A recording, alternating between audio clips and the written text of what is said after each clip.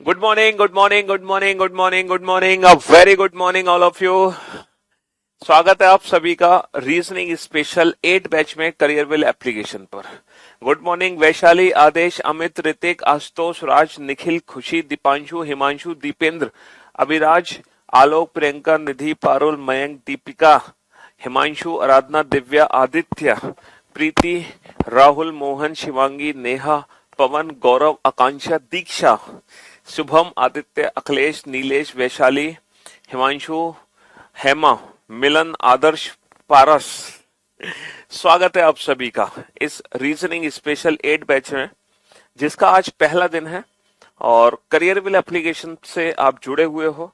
आप में से काफी सारे ऐसे स्टूडेंट होंगे जो पहली बार करियरविल एप्लीकेशन से जुड़े होंगे और कई सारे ऐसे बच्चे होंगे जो ऑलरेडी इस एप्लीकेशन से कनेक्टेड हैं, है ना।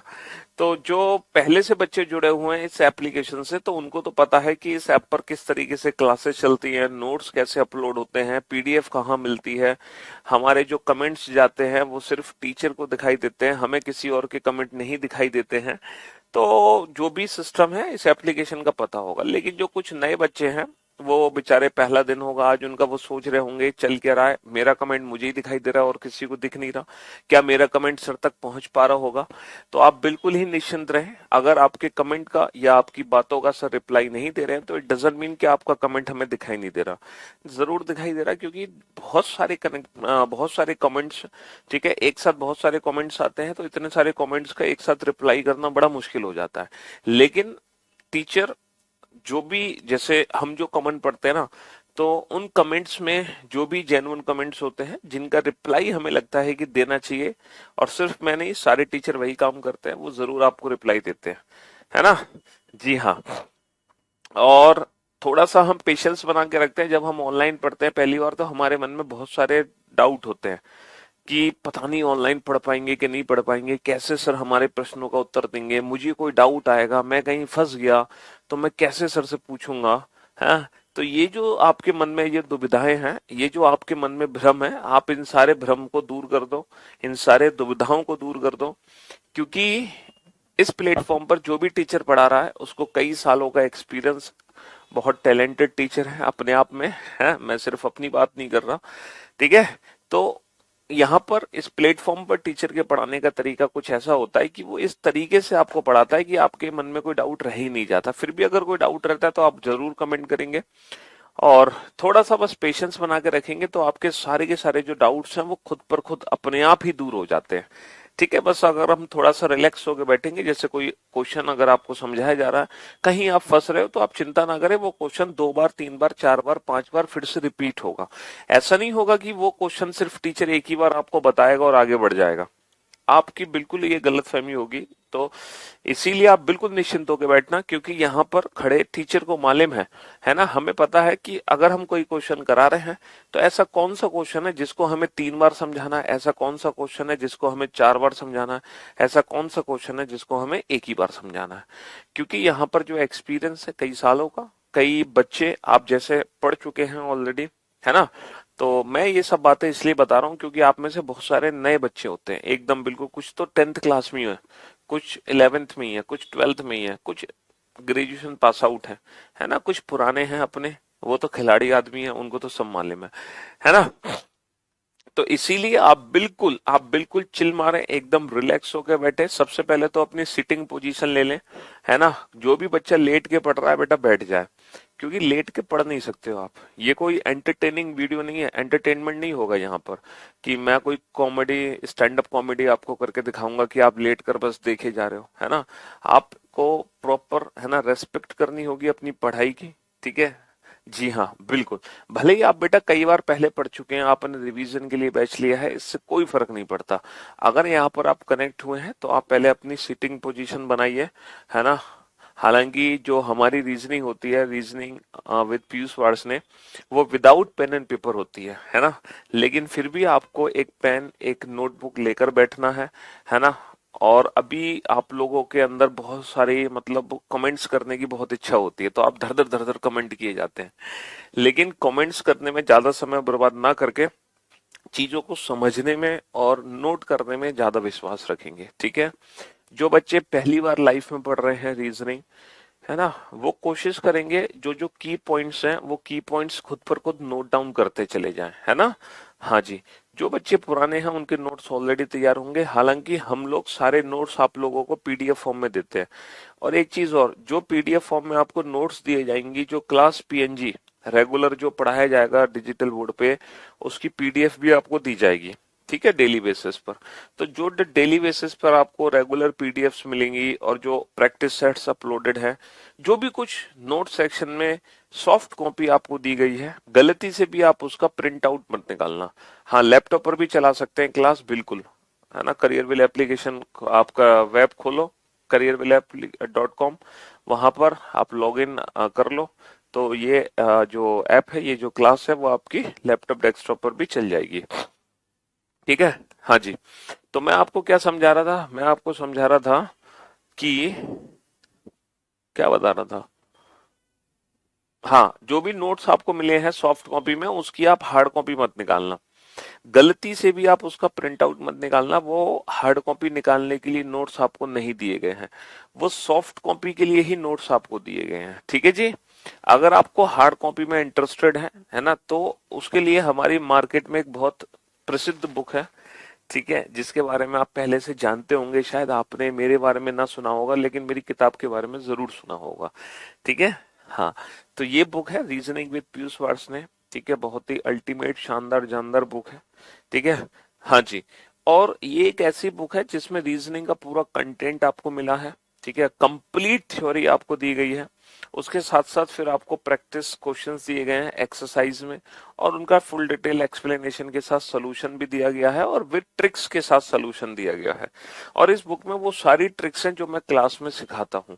ऐसा नहीं है कि जो मैं क्लास में आपको सिखा रहा हूँ वो इस बुक में आपको नहीं मिलेगा, हर चीज मिलेगी इस बुक के अंदर। जब आप हमसे रीजनिंग पढ़ेंगे, उसके बाद जब आप इस किताब को पढ़ेंगे ना, तो आपको ऐसी फीलिंग आएगी कि सर मेरे सामने मुझे खड़े होके पढ़ा रहे हैं। तो बहुत शिद्दत और मेहनत से ये किताब बनाई गई है, ठीक है। अगर आप कोई भी बच्चा रीजनिंग की बुक लेगा, है ना, तो सबसे पहले उस बच्चे को इस बुक को लेना पड़ेगा। अगर आपको बुक नहीं लेनी कोई भी, है ना, आप चाहते हैं कि हमें सर किसी बुक की रिक्वायरमेंट नहीं है, तो कोई दिक्कत नहीं है ना। जो भी क्लास में आपको पढ़ाया जाएगा, आप सिर्फ उतना ही कंटेंट कर लोगे, वो भी आपके लिए मोर देन सफिशिएंट होगा, ठीक है जी। जितना भी कुछ क्लास में पढ़ाया जा रहा है, ऐसा नहीं कि आपको बहुत एक्स्ट्रा और पढ़ने की जरूरत पड़ेगी, ये हम प्रॉमिस करते हैं, ये आपको वादा करते हैं आपके साथ, ठीक है, ये दावा भी करते हैं, हम चैलेंज भी करते हैं कि जो भी कुछ आपको क्लास में पढ़ाया जाता है उससे बाहर आपके एग्जाम में कुछ भी नहीं आ सकता, है ना, कुछ भी नहीं आ सकता उससे बाहर आपके एग्जाम में, ठीक है। तो आप 100% बिलीव रखिए, जो भी कंटेंट आपको मिलेगा वो बेहतर, अपडेटेड और एकदम अप टू डेट आपके एग्जाम से रिलेटेड होगा। एक चीज और, अभी आपने न्यूज सुनी हुई थी, न्यूज सुनी होगी हाल फिलहाल में, सीईटी की, कॉमन एलिजिबिलिटी टेस्ट, है ना, एक सीईटी एग्जाम होने वाला है, तो उसमें थोड़े से चेंजेस आने वाले हैं। तो आप लोग बिल्कुल भी पैनिक ना हो, बिल्कुल भी घबराए ना, जो भी चेंजेस होंगे सीईटी में, जैसा भी होगा, जो भी सिलेबस होगा वो हम लेकर चलेंगे, है ना, हम बिल्कुल अप टू डेट रहेंगे उससे, ठीक है जी। चलिए, तो मैं आप लोगों को बता दूं कि ये हमारा रीजनिंग स्पेशल फाउंडेशन बैच है। फाउंडेशन बैच इसलिए हम बोल रहे हैं क्योंकि इस बैच में हम बिल्कुल माइनस लेवल से स्टार्ट करते हैं, एकदम जीरो लेवल से, है ना। भले ही आपने जिंदगी में कभी रीजनिंग ना पढ़ी हो, इससे कोई फर्क ही नहीं पड़ता, हम एकदम माइनस लेवल से। बेटा, बुक मार्केट में हर जगह अवेलेबल है। दूसरा, आप फ्लिपकार्ट से इसको परचेज कर सकते हैं, और उसकी जो लिंक है ना, जब आप मेरा यूट्यूब चैनल खोलोगे रीजनिंग बाय पीयूष वार्ष्णेय, उस यूट्यूब चैनल की किसी भी वीडियो को देखना लेटेस्ट और उसके डिस्क्रिप्शन में जाना, वहां आपको लिंक मिल जाएंगी, है ना।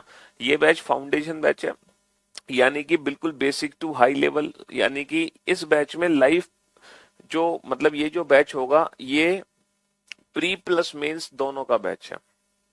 ऐसा नहीं कि सिर्फ प्रीलिम्स की तैयारी हम कराएंगे, आप जानते हैं कि आजकल रीजनिंग प्रीलिम्स के साथ साथ मेंस में भी आती है, तो प्रीलिम्स प्लस मेंस दोनों एग्जाम की रीजनिंग इस बैच के अंदर कराई जाएगी, ठीक है जी। हाँ जी, ऐसा नहीं कि आप मेंस जब आएगा तो आप अलग से पढ़ोगे, है ना, और प्रीलिम्स के लिए अलग से आपको बैच लेना, ऐसा कुछ भी नहीं होगा, ठीक है। तो इसी बैच में प्रीलिम्स और मेंस दोनों ही एग्जाम आपको कराए जाने वाले हैं, ठीक है। और ये जो बैच है बेटा, ये SSC exam, banking exam, UPSC exam, कोई भी स्टेट लेवल का एग्जाम हो, पुलिस का एग्जाम हो, टीचिंग हो, डिफेंस हो, यानी कि दुनिया का कोई भी कॉम्पिटिटिव एग्जाम, ठीक है, जो आपको सरकारी नौकरी दिलाता है, जिसमें रीजनिंग आती है, वो रीजनिंग आपको हम कराएंगे। ठीक है, हर एग्जाम की रीजनिंग आपको कराने वाले हैं। कोई भी आपका एग्जाम ऐसा नहीं है जो आपसे बच जाएगा।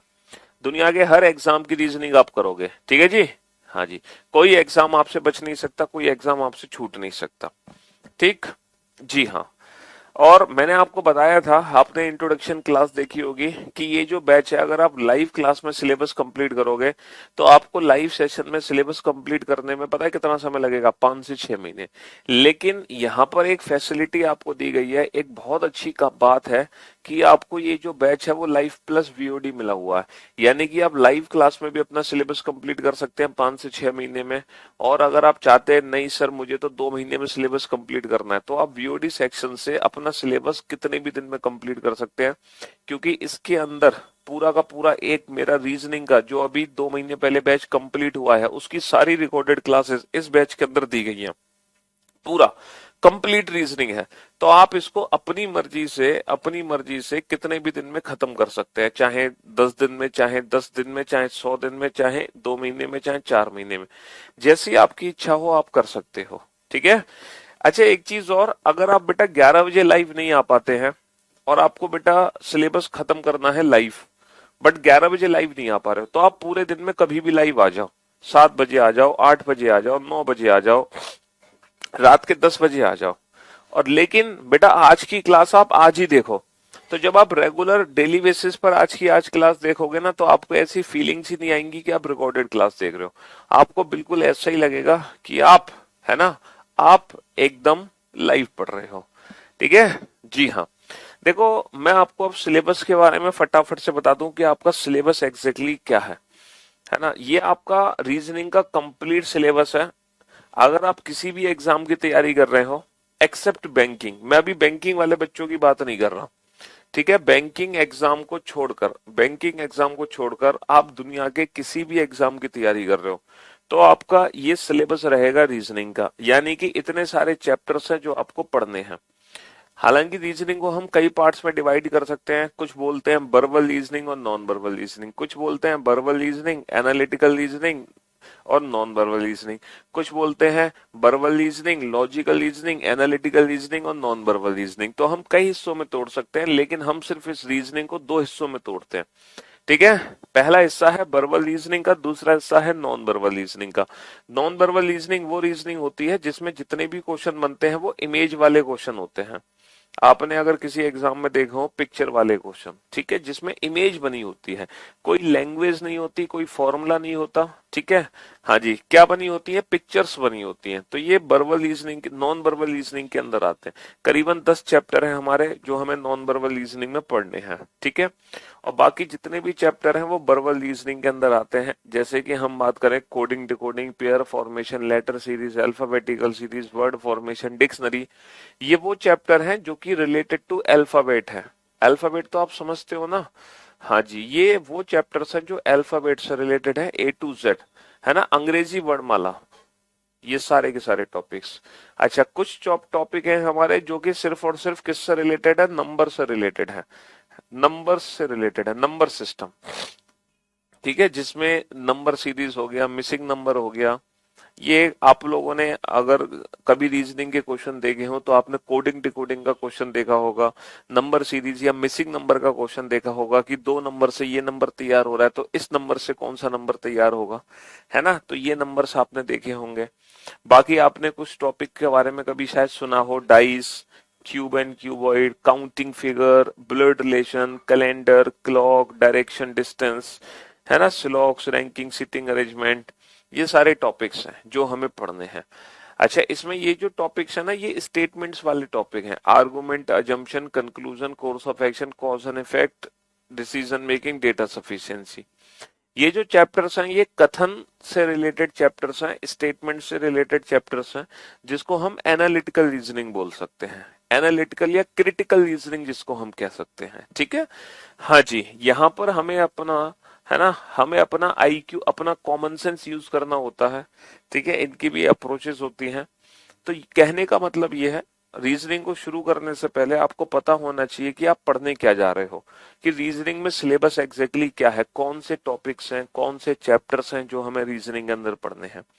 तो आप बैंकिंग को छोड़कर दुनिया के अगर किसी भी एग्जाम की तैयारी करते हैं, मेरी बात सुनना, बैंकिंग को छोड़कर दुनिया के किसी भी एग्जाम की तैयारी करते हैं, तो आपको ये पूरे के पूरे 46 चैप्टर पढ़ने पड़ेंगे। इनमें से एक भी टॉपिक आप इग्नोर नहीं करोगे, आपको सब कुछ पढ़ना पड़ेगा। ठीक है, हाँ जी। लेकिन अगर आप सोच रहे हैं कि सर मैं तो सिर्फ बैंकिंग के लिए हूं, तो देखो बैंकिंग वाले बच्चों को मैं कहना चाहूंगा, बैंकिंग वाले बच्चे ना कभी लाइफ सिलेबस कंप्लीट ना करें। बैंकिंग वाले बच्चे हमेशा अपना सिलेबस कंप्लीट करें बेटा वीओडी सेक्शन में जाके। पूछो क्यों? उनको वीओडी सेक्शन में जाके इसलिए सिलेबस कंप्लीट करना है बैंकिंग वाले बच्चों को, क्योंकि बैंकिंग वाले बच्चों को ये पूरे 46 चैप्टर नहीं पढ़ने, ये कंप्लीट 46 चैप्टर उनके सिलेबस में नहीं है। बैंकिंग वाले स्टूडेंट के सिलेबस में सिर्फ और सिर्फ ये 19 चैप्टर्स हैं। इन 19 चैप्टर के अलावा 20वां चैप्टर बैंकिंग में कभी आता ही नहीं है। सिर्फ ये 19 चैप्टर आपके सिलेबस में है, समझ रहे हो? Alphabetical series, coding, decoding, pair formation, blood relation, direction, और मैं कहूं जो मेन टॉपिक है बैंकिंग स्टूडेंट्स के लिए, है ना, वो सिर्फ और सिर्फ सिलॉक्स और आपका सिटिंग अरेंजमेंट और पजल, ये 3 चैप्टर हैं बेटा जो बहुत इंपॉर्टेंट है बैंकिंग स्टूडेंट्स के लिए। मतलब बैंकिंग स्टूडेंट्स को ना, समझ रहे हो, रीजनिंग के नाम पर इन्हीं 3 चैप्टर्स की प्रैक्टिस करते रहना चाहिए। किसकी? सिटिंग अरेंजमेंट की, पजल की, सिलॉक्स की। सिटिंग अरेंजमेंट, पजल, सिलॉक्स, बस इन्हीं की प्रैक्टिस करते रहें। देखो टाइम का थोड़ा सा इसलिए है क्योंकि करियर विल एप्लीकेशन पर ढेर सारे टीचर्स हैं, ढेर सारी क्लासेस हैं, तो हो सकता है कभी ना कभी किसी 2 टीचर का टाइम पैरेलल हो जाए या वो क्लैश कर जाए, है ना। सारे टीचर्स का इंडिविजुअल टाइम नहीं हो सकता, कभी नहीं हो सकता, क्योंकि 24 घंटे और करियर विल पर एप्लीकेशन पर 24 से ज्यादा टीचर हैं। समझ रहे हो? अगर हर टीचर को एक टाइम ड्यूरेशन मतलब 1 घंटे का स्लॉट भी दोगे ना, तो भी 24 से ज्यादा टीचर हैं। तो हर टीचर का टाइमिंग अलग हो नहीं सकता, किसी ना किसी 1 या 2 टीचर का हो सकता है टाइम कोलैप्स कर जाए। तो आपको वहां पर यही काम करना है, किसी एक क्लास को आप लाइव देख लो, दूसरी क्लास को जब आपके पास टाइम फ्री हो आप उस समय देखें, लेकिन देखें बेटा रेगुलर। अगर आप स्किप कर देंगे, हो सकता है बाद में आपका टाइम मैच करता है, सिलेबस खत्म हो जाए किसी का थोड़ा जल्दी खत्म हो जाए, किसी का बाद में खत्म हो जाए, फिर आपको दोनों क्लासेस देखने का मौका मिले। ठीक है, हाँ जी, ये टाइम इधर उधर हो तो आपको दोनों क्लासेस देखने का मौका मिले। चलिए, ये तो एक छोटी सी प्रॉब्लम है। बुक के बारे में मैंने बताया था कि एक ही बुक है मार्केट में। ठीक है, ये वाली बुक है, इसके बारे में मैं बता चुका हूँ, बाकी हम इसके बारे में और कल बताएंगे फुल डिटेल में। ठीक है, हाँ जी। तो मैं आपको बता रहा था बैंकिंग वाले बच्चों को ना इन 3 चैप्टर्स की ढेर सारी प्रैक्टिस करनी होती है, सिटिंग अरेंजमेंट, पजल और सिलॉक्स। सिटिंग अरेंजमेंट, पजल, सिलॉक्स, ये खतरनाक तरीके से हमारे एग्जाम में बैंकिंग में पूछे जाते हैं। ठीक है जी, हाँ, यूपीएससी का बिल्कुल सिलेबस कवर किया जाएगा। जो सीसेट वाले बच्चे हैं, जो civil services aptitude test, GS paper 2 जो होता है हमारा, जीएस पेपर 2, ठीक है, वो वाले बच्चों को भी ना ये सारे चैप्टर कंप्लीट करने हैं, 46 चैप्टर। मैंने बोला एक्सेप्ट बैंकिंग स्टूडेंट्स, अगर आप किसी भी एग्जाम के लिए हो तो आपको पूरे 46 चैप्टर पढ़ने हैं। और देखो मैं तो अब सजेशन ये दूंगा कि बैंकिंग वाले बच्चे भी ना ये पूरे 46 चैप्टर पढ़ लें। पूछो क्यों? क्योंकि अगर सीईटी आया नेक्स्ट ईयर, अगर अगली साल सीईटी आया तो आपको पूरा ही सिलेबस करना पड़ेगा, समझ रहे हो? तो अब हर बच्चे को पूरा चैप्टर करने हैं, हर बच्चे को। हाँ जी सर, ओनली बैंकिंग एग्जाम में 19 चैप्टर है। जी हाँ, बाकी दुनिया के हर एग्जाम में बेटा ये पूरी रीजनिंग आपको पढ़नी है, समझ रहे हो? दुनिया का कोई भी पेपर अगर आप दे रहे हो, कोई स्टेट लेवल का एग्जाम है ना, कोई प्राइवेट जॉब का एग्जाम है, ठीक है, पुलिस का एग्जाम है, रेलवे का एग्जाम है, टीचिंग का पेपर है, डिफेंस का पेपर है, समझ रहे हो, यूपीएससी का कोई पेपर है, एसएससी का कोई पेपर है, आप हर पेपर को अगर देने जा रहे हैं तो आपको ये पूरा सिलेबस करना पड़ेगा। लेकिन अगर आप बैंक का पेपर देने जा रहे हो तो सिर्फ इतना पढ़ के जाना पड़ेगा और कुछ नहीं करना आपको। अच्छा, आप में से अगर कुछ बच्चे हैं, ठीक है, आप में से कुछ बच्चे ऐसे हैं, बैंकिंग में बेटा सिलेबस ही क्या कवर ना होने के पीछे, बैंकिंग में 3 चैप्टर होते हैं, सिटिंग अरेंजमेंट, पजल और सिलॉक्स। इन 3 चैप्टर की आप प्रैक्टिस करते रहो, है ना। जो इन 3 चैप्टर की क्लासेस पढ़ी है, आप अगर वीओडी सेक्शन में जाओगे तो करीबन 8 या 10 क्लासेस मैंने ले रखी हैं पजल की, सीटिंग अरेंजमेंट की। तो उसमें आप उन क्लासेस को देखो जिसमें हर टाइप के एक एक दो दो क्वेश्चंस की मैंने प्रैक्टिस और अप्रोच बताई हुई है। फिर आपको घर पे प्रैक्टिस करनी होती है इन क्वेश्चंस की रेगुलर। पहले आप अप्रोचेस समझो क्लासेस से, ठीक है, फिर आप जितना प्रैक्टिस घर पे करो। और रेगुलर ऐसा नहीं कि 5-5, देखो सीटिंग अरेंजमेंट पजल की प्रैक्टिस का असली तरीका ये होता है, जो बच्चे ऑलरेडी पढ़ चुके हैं उनको बता रहा हूं मैं, कि आप एक ही क्वेश्चन को 3 बार 4 बार और 5 बार सॉल्व करो। समझ रहे हो? ऐसा नहीं कि आप एक क्वेश्चन को एक ही बार सॉल्व कर रहे हैं, तो कभी प्रैक्टिस नहीं कर पाओगे सीटिंग अरेंजमेंट की। सीटिंग अरेंजमेंट पजल की असली प्रैक्टिस होती है कि आप एक ही क्वेश्चन को कम से कम 4-5 बार ही लगाएं। हाँ, पहली बार लगा लिया कोई बात नहीं, दोबारा उसको लगाओ, तिबारा लगाओ, चौथी बार लगाओ, 5वीं बार लगाओ, ठीक है। तब आपको चीज सीखने को मिलती है, तब आपको पता चलता है कि हाँ मुझे एग्जाम में क्वेश्चन कैसे पढ़ना है। क्योंकि इतना बड़ा क्वेश्चन होगा सीटिंग अरेंजमेंट का, इतना बड़ा क्वेश्चन होगा बैंकिंग एग्जाम में। एक बैंकिंग पैटर्न अलग है, बाकी दुनिया के हर एग्जाम का पैटर्न अलग है, ठीक है। जी हाँ।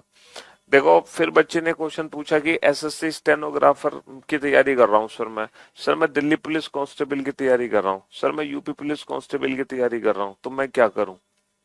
देखो अगर आप किसी भी एग्जाम की तैयारी कर रहे हैं, चलो एक बच्चा कह रहा है इम्पोर्टेंट बता दो, तो मैं आपको देखो बताना चाहूंगा यहाँ पर कि आपके एग्जाम में जो सबसे ज्यादा क्वेश्चन पूछे जाते हैं वो कौन कौन से टॉपिक्स हैं जो बहुत हमारे लिए है ना प्रायोरिटी बेसिस पे रहेंगे। बिल्कुल सीईटी, हाँ सी देखो बीओडी सेक्शन में अभी ये पूरा सिलेबस कराया गया है, समझ रहे हो? जी हाँ। तो अभी जब तक सीईटी का कोई लीगल नोटिफिकेशन नहीं आता, तो अभी के हिसाब से यही आपका कंप्लीट रीजनिंग का सिलेबस है। बाकी जब सीईटी का नोटिफिकेशन आएगा तो जो भी उसका सिलेबस होगा वो हम आपसे डिस्कस कर लेंगे, ठीक है। तो उसमें आप बिल्कुल भी परेशान ना हो, उसको लेकर सीईटी को लेकर वो बिल्कुल आप अप टू डेट रहेंगे सीईटी से। जी हाँ, कुछ बच्चे आप में से ऐसे हैं जो हो सकता है मेंस के लिए जा रहे हो, तो जो बच्चे मेंस के लिए जा रहे हो वो इन टॉपिक्स पे जरूर ध्यान दें। अगर कुछ बच्चे मेंस के लिए जा रहे हैं तो वो इन टॉपिक्स पे जरूर ध्यान दें। हेलो हेलो, बताइए। नो मैम, हाँ जी, नहीं होगी, ऑलरेडी डन, डन। हाँ जी। तो ये वो टॉपिक्स हैं जो अभी अगर आप मेंस देने जा रहे हैं तो ये आपके लिए इम्पोर्टेंट है, ठीक है। जी हाँ। ये सीजीएल मेंस की बात में अगर आप करूं, अगर आप सीजीएल मेंस 2023 का एग्जाम देने जा रहे हैं तो इन टॉपिक्स पे जरूर ध्यान दें, ठीक है। मैंने नंबर ऑफ क्वेश्चंस भी लिखे हुए हैं सीजीएल मेंस के लिए कि इस टॉपिक में से इतने क्वेश्चन आने हैं, तो आप इस चीज पे ध्यान दें, ठीक है। जी हाँ। तो ये सीजीएल मेंस वाले बच्चों का इस साल के लिए मैंने सिलेबस निकाला है कि जो बच्चे हैं जो इम्पोर्टेंट चैप्टर्स पढ़ना चाहते हैं वो इसमें से इम्पोर्टेंट चैप्टर्स कर सकते हैं, ठीक है। चलिए साहब, तो बहुत सारी बातें हो गई, ढेर सारी बातें हो गई, और ये इसीलिए बातें की गई हैं आज क्योंकि आपके मन में जो भी दुविधाएं होती हैं, जो भी डाउट्स होते हैं, उन सबके रिप्लाई आपको मिल जाते हैं। लेकिन कल से इतनी सारी बातें नहीं होंगी, ठीक है। अब आपको सारी बातें पता चल चुकी हैं, अब हम स्टार्ट करने जा रहे हैं रीजनिंग, ठीक है। जी हाँ। तो सबसे पहले जो हम शुरू करते हैं रीजनिंग में, ठीक है, सबसे पहले जो हम रीजनिंग में शुरू करते हैं वो अल्फाबेट वाले क्वेश्चंस हैं। क्योंकि ये जो अल्फाबेट और जो नंबर सिस्टम है ना, ये रीजनिंग का एक बहुत बड़ा पार्ट है। ये समझ लो 50% हिस्सा रीजनिंग का अल्फाबेट और नंबर है। रीजनिंग में अगर 25 क्वेश्चन है तो 10-12 क्वेश्चन आपको अल्फाबेट और नंबर से मिलेंगे, समझ रहे हो। अगर 30 क्वेश्चन आ रहे हैं तो 10 से 12 क्वेश्चन आपको कहां से मिलेंगे? सिर्फ और सिर्फ अल्फाबेट और नंबर से रिलेटेड मिलेंगे, नंबर से रिलेटेड मिलेंगे, समझ रहे हो? जी हाँ। तो अल्फाबेट और नंबर हमारे लिए बहुत इंपॉर्टेंट है। अच्छा एक बात बताओ, आपने बैच ज्वाइन क्यों किया है? आपने ये जो बैच है ये ज्वाइन क्यों किया है? रीजनिंग सीखने के लिए? क्यों भाई?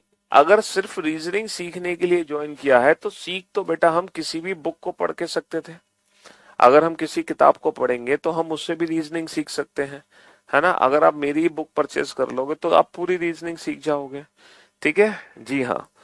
तो बेसिकली हमने बैच ज्वाइन किया है रीजनिंग सीखने के लिए, लेकिन सीख तो हम कहीं भी सकते हैं, लेकिन जब हम किसी टीचर से पढ़ते हैं, टीचर से सीखते हैं, तो चीजें हमें अच्छी तरीके से समझ आती हैं, जो भी डाउट्स हमारे होते हैं वो भी दूर हो जाती हैं, और बेसिकली हमें ये पता चलता है कि हमें किस तरीके से एग्जाम में क्वेश्चन को हैंडल करना है, किस तरीके से हमें क्वेश्चन को अटेम्प्ट करना है एग्जाम में, ताकि हम अपने क्वेश्चन को चुटकी बजाते ही सॉल्व करते हैं।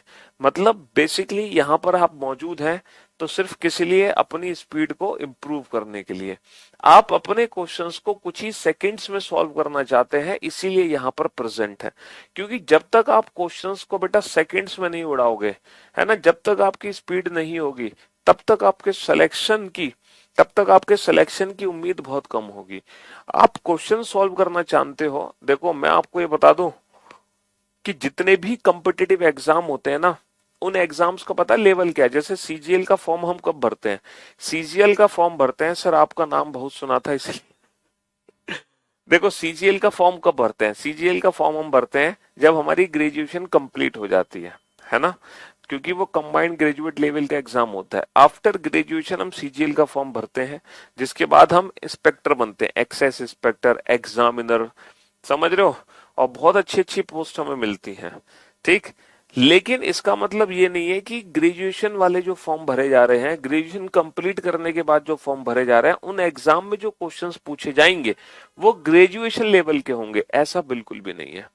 दुनिया का हर पेपर, है ना, हर कॉम्पिटिटिव एग्जाम, चाहे मैं किसी भी एग्जाम की बात करूं, आपको पता है उसका लेवल क्या है? उसका लेवल होता है 10th क्लास। 10th क्लास तक जो भी कुछ हमने पढ़ा होता है, जिस लेवल के हमने क्वेश्चन किए होते हैं, वही लेवल के क्वेश्चन हमारे एग्जाम में पूछे जाते हैं। चाहे मैं बात करूं बेटा रीजनिंग की, चाहे मैं बात करूं मैथ्स की, चाहे मैं बात करूं इंग्लिश की, चाहे मैं बात करूं जीएस की, मतलब मैं किसी भी सब्जेक्ट की बात करूं, हर सब्जेक्ट का जो लेवल है वो 10th क्लास का लेवल है। 10th क्लास तक की ही मैथ्स आती है, 10th क्लास तक की ही इंग्लिश है, जीएस है और रीजनिंग है। क्यों सर, ऐसा क्यों? देखो ऐसा इसलिए है कि हम जो फॉर्म भरते हैं वो फॉर्म हर बच्चे के लिए होता है, medical student, non medical student, है ना, हर बच्चे के लिए है कि नहीं है? चाहे आपके पास साइंस साइड हो, चाहे आपके पास बायोलॉजी हो, चाहे आपके पास क्या कहते हैं कॉमर्स हो, हर बच्चा बेटा इन फॉर्म को फिल करता है, समझ रहे हो। लेकिन 10th क्लास तक हर बच्चे का सिलेबस कॉमन होता है, मतलब हर बच्चे का सिलेबस 10th क्लास तक सेम होता है। 10th क्लास के बाद हमारा सिलेबस अलग अलग हो जाता है। साइंस साइड वाले कुछ और पढ़ते हैं, आर्ट साइड वाले कुछ और पढ़ते हैं, कॉमर्स साइड वाले कुछ और पढ़ते हैं, है ना। आफ्टर 10th क्लास हमारा सिलेबस हो जाता है डिफरेंट।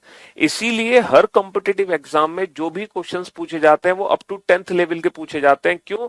क्योंकि 10th लेवल तक हर बच्चे ने एक जैसी पढ़ाई करी होती है, हर बच्चे ने एक जैसा पढ़ा होता है। इसीलिए जो हमारे एग्जाम में क्वेश्चंस आते हैं, हमारे यूपीएससी में सीईटी लागू नहीं हो रहा, हमारे एग्जाम में जो क्वेश्चंस आते हैं वो बहुत बेसिक क्वेश्चंस होते हैं, बहुत बेसिक क्वेश्चंस। आप अगर एग्जाम के क्वेश्चन उठा के देखोगे ना, आपको लगेगा सर इतना आसान क्वेश्चन, इतना बेसिक क्वेश्चन। लेकिन उन बेसिक क्वेश्चन को हम अगर बेसिक मेथड से सॉल्व करेंगे, अगर बेसिक मेथड अप्लाई करेंगे उन क्वेश्चंस के लिए, तो हम जिंदगी में सिलेक्शन नहीं ले पाएंगे। हमें उन क्वेश्चंस को सॉल्व करना होता है एक बेहतरीन ट्रिक्स के साथ, एक अप्रोच के साथ, है ना, ताकि हम अपने क्वेश्चन को सेकंड्स में उड़ा दें, इवन विदाउट पेन उड़ा दें, विदाउट पेन, तब जाके हमारा सिलेक्शन होगा। तो हमें बेसिक मेथड के साथ साथ, बेसिक अप्रोचेस के साथ साथ ना ट्रिक्स और अप्रोचेस पता होनी चाहिए, जिसके लिए हम यहाँ पे मौजूद हैं। तो यहाँ पर आपको बेस्ट अप्रोच, बेस्ट ट्रिक दी जाएगी, कंसेप्ट भी समझाए जाएंगे, उसके साथ साथ tricks and approaches, then after उसकी प्रैक्टिस आपको कराई जाएगी। मैं लाइव क्लास में ही इतनी प्रैक्टिस कराता हूं कि आपको अलग से प्रैक्टिस करने की जरूरत ही ना पड़े, बिल्कुल जरूरत ना पड़े, है ना। जी हाँ, तो अल्फाबेट जो अल्फाबेट है उससे रिलेटेड जो चैप्टर्स हैं, सबसे पहले हम यही स्टार्ट करते हैं अपने हर बैच में। इसके पीछे का कारण है, ये रीजनिंग का एक बहुत बड़ा पार्ट है, एक बहुत बड़ा हिस्सा है रीजनिंग का, जिसके अंदर कई चैप्टर्स बनते हैं। सबसे जो इंपॉर्टेंट चैप्टर इसके अंदर बनता है वो बनता है कोडिंग डिकोडिंग। कोडिंग डिकोडिंग से रिलेटेड कम से कम 5-6 क्वेश्चन हमारे एग्जाम में पूछे ही जाते हैं। अब देखो अल्फाबेट से रिलेटेड अगर आप किसी भी क्वेश्चन को चुटकियों में सॉल्व करना चाहते हो, किसी भी क्वेश्चन को सेकंड्स में सॉल्व करना चाहते हो, तो आपको एक चीज के बारे में पता होना जरूर चाहिए, है ना। पता है क्या? आपको अल्फाबेट की जानकारी होनी चाहिए। जो अंग्रेजी वर्णमाला में अक्षर है, कितने अक्षर है बेटा? 26 अक्षर है। इन अक्षर की जानकारी आपको होनी चाहिए कि कौन सा अक्षर कितने स्थान पर आता है। आपको हर लेटर की पोजीशन पता होनी चाहिए, है ना। जब तक आपको लेटर की बेटा सीईटी सब ध्यान में रखेंगे, आप चिंता मत करो, ठीक है। ऐसा नहीं है कि आपको सीईटी के लिए अलग से बैच लॉन्च करके लेके आएंगे हम। एक बार नोटिफिकेशन आने दो, आप एकदम अप टू डेट हो जाओगे रिगार्डिंग सीईटी। तो अल्फाबेट की प्लेस वैल्यू आपको पता होनी चाहिए। अगर आपको प्लेस वैल्यू नहीं पता तो आप एग्जाम में क्वेश्चन तो बना पा रहे होगे, लेकिन टाइम वेस्ट होने के बाद और फिर उस क्वेश्चन को सॉल्व करने का कोई फायदा नहीं है। मैं एक छोटा सा एग्जांपल आपको देना चाहूंगा, अभी आप समझ जाओगे कि सर अल्फाबेट की प्लेस वैल्यू क्यों पता होनी चाहिए। ये प्लेस वैल्यू पता होना क्यों बहुत जरूरी है, क्यों जरूरी है। देखो हमारे जो अल्फाबेट होते हैं A B C D to X Y Z, total कितने अल्फाबेट होते हैं? टोटल 26 अल्फाबेट होते हैं। ये पहला लेटर है, ये दूसरा लेटर है, ये तीसरा लेटर है, ये 24वां अक्षर है, ये 25वां अक्षर है, ये 26वां अक्षर है, ठीक है जी। अब मैं आपको बताता हूं अल्फाबेट की प्लेस की वैल्यू क्यों पता होनी चाहिए। देखो अगर मैं टी को ओ लिखता हूं, अगर टी को ओ लिखा जाए, अगर टी को ओ लिखा जाए, तब तब तब डब्लू को क्या लिखेंगे? तब डब्लू को क्या लिखेंगे? एक बहुत ही बेसिक सा क्वेश्चन मैंने पूछा है। If T is written as if t is if t is written as if t is written as o, then w will be written as then w will be written as then w will be written as। अब ये एक बहुत basic सा question है ना, बहुत basic सा question है। हाँ जी, यदि t को o लिखा जाए तब w को क्या लिखेंगे? If t is written as o then w will be written as what? अब आपको अल्फाबेट की प्लेस की वैल्यू नहीं पता, आपने सोचा मैं t को o लिख रहा हूं। सर टी को ओ लिख रहा हूं यानी कि मैं कर क्या रहा हूं? सर मैं O P Q R S T, यानी कि मैं इसमें कितना जोड़ रहा हूं? ओ के बाद कितना जोड़ रहा हूं? P Q R S T. मैं कितना जोड़ रहा हूं? मैं इसमें 5 जोड़ रहा हूं, है ना। मैं ओ में 5 जोड़ रहा हूं, यानी कि मैं टी को जब ओ में कन्वर्ट कर रहा हूं, जब मैं टी को ओ में कन्वर्ट कर रहा हूं तो मैं टी में 5 घटा रहा हूं। तो बस यही काम मुझे डब्ल्यू में करना है। तो डब्ल्यू में मुझे कितना घटाना है? डब्ल्यू में मुझे 5 घटाना है। अब डब्ल्यू में मैं 5 घटाऊंगा तो डब्ल्यू में 1 घटाऊंगा वी में 1 कम घटाऊंगा यू में 1 घटाऊंगा टी में 1 घटाऊंगा एस, फिर आर। तो मेरा आंसर क्या आएगा? आर आएगा। तो आपने इस क्वेश्चन का आंसर दिया। अब मैं आप लोगों को बता दूं कि इसी क्वेश्चन को आप without pen and paper, without counting, मतलब ये क्वेश्चन मुश्किल से 1 सेकंड का भी नहीं है, 1 सेकंड का भी क्वेश्चन नहीं है। पता है कैसे? अगर आपको अल्फाबेट की प्लेस की वैल्यू पता होती। कैसे? आप जानते हैं कि अंग्रेजी वर्णमाला में जो टी होता है वो 20वां अक्षर होता है, और जो ओ होता है बाबू वो 15वां अक्षर होता है, और जो डब्ल्यू होता है वो 23वां अक्षर होता है। अब आप ये बताओ 20 को मैंने 15 में कन्वर्ट किया। अब मैं आपसे क्वेश्चन पूछ रहा हूं, मैंने 20 को 15 में कन्वर्ट किया तो बाबू 23 को किस में कन्वर्ट करूंगा? क्या आपको कुछ करने की जरूरत है? सर 20 माइनस का 5 15, 23 माइनस का 5 18, और 18वां अक्षर होता है अंग्रेजी वर्णमाला में आर। कहानी खत्म, समझे? तो इसीलिए अगर आपको अल्फाबेट की प्लेस की वैल्यू पता है तो क्वेश्चंस बहुत आसान है। कोडिंग डिकोडिंग चैप्टर हमारे लिए बेहद आसान चैप्टर है,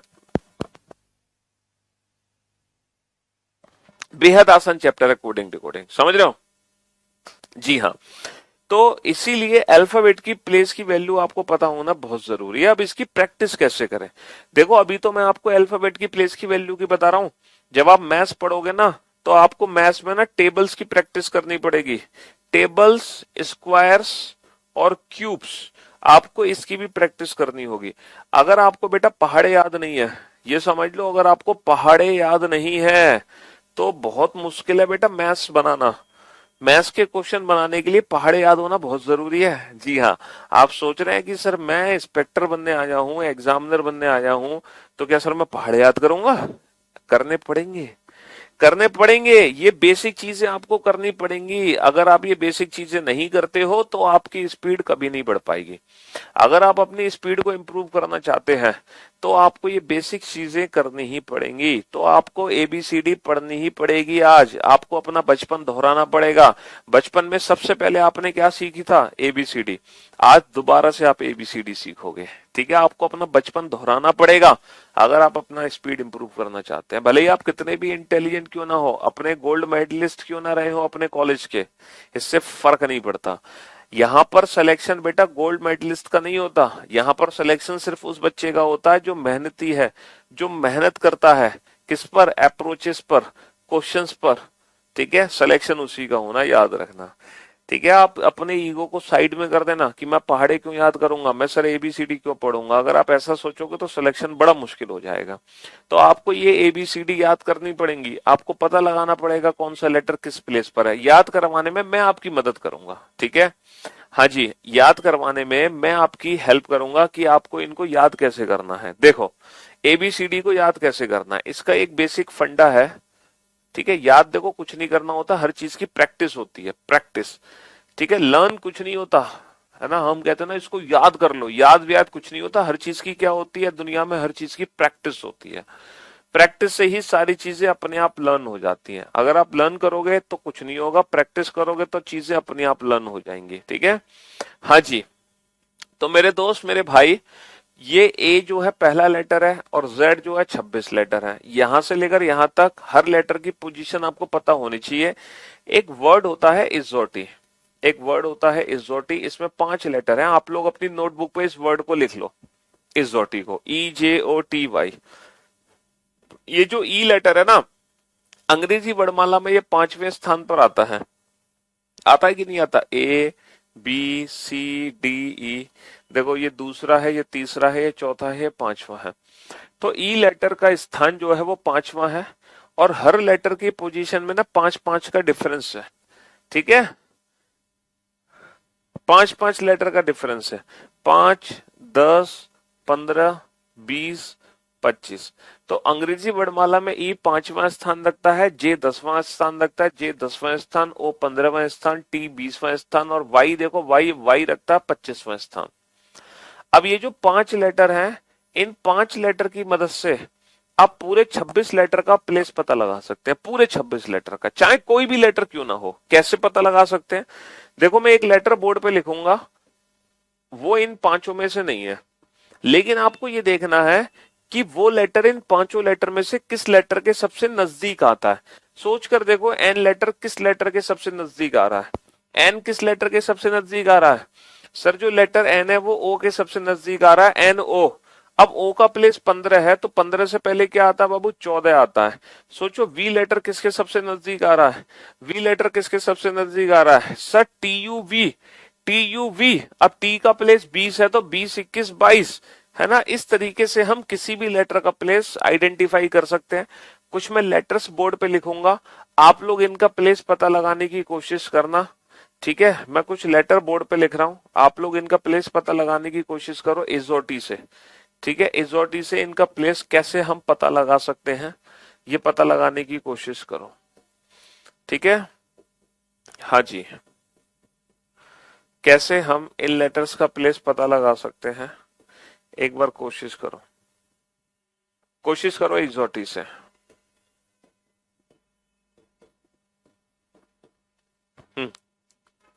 इन सारे लेटर्स की पोजीशन नोट डाउन कर दो, फटाफट से लिख दो, फटाफट से, जल्दी से।